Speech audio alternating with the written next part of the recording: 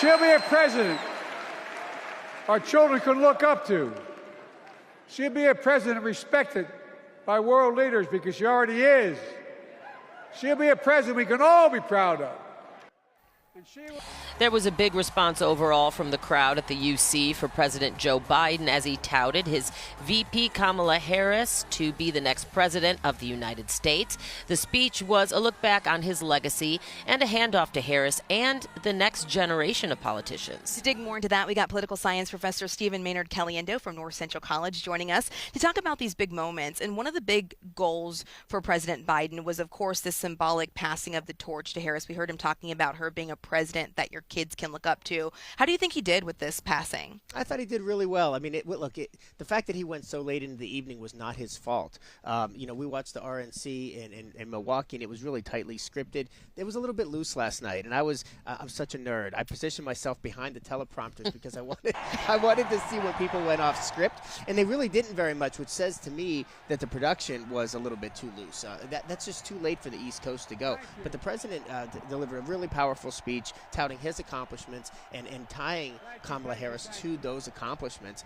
And it was very clear. It was clear what he wanted to do, and I think with the energy that he came with, people were happy to see him.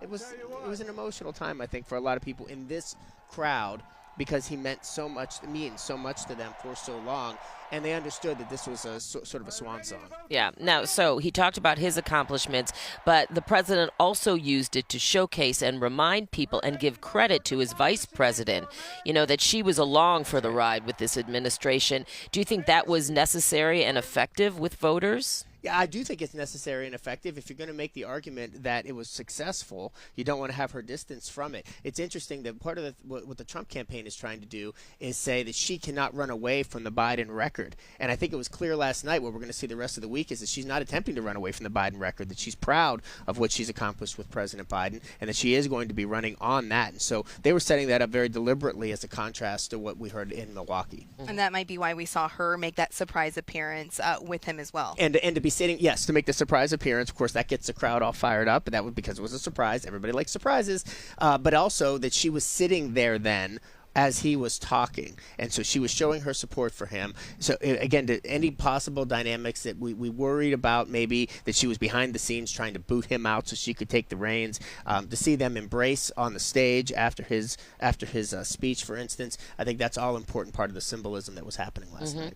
And we did call that the elephant in the room, and him saying, you know what, I'm not angry. I don't harbor any ill feelings to anyone who wanted me to step aside. Yeah. What do you think about that? I don't know how authentic it was. I mean, he maybe got there now. He certainly wasn't there 3 or 4 weeks ago. And I thought it was interesting, of course, the First Lady spoke as well, and there was a lot of speculation about where she was after the debate with President Trump to determine whether or not her husband should back out. And so everybody seemed unified last night. That's the goal of a convention, is to emerge unified, to project a powerful image of being unified, and they pulled that off last night very well. President Biden also mentioned Donald Trump, calling him a loser. I mean, he mentioned him several times, but at one point he called him a loser.